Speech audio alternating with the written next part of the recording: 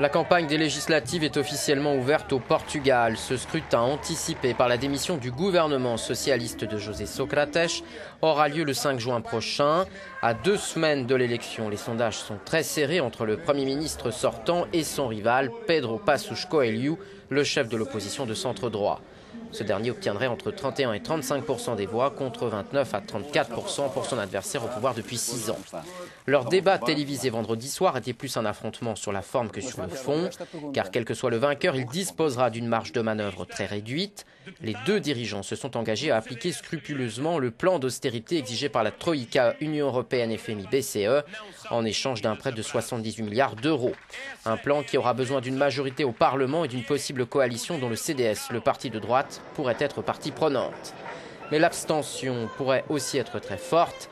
Les Portugais multiplient les manifestations dans les rues de Lisbonne depuis des semaines et sont excédés par l'attitude de leurs dirigeants. Ils les accusent d'avoir mené le pays au bord du gouffre.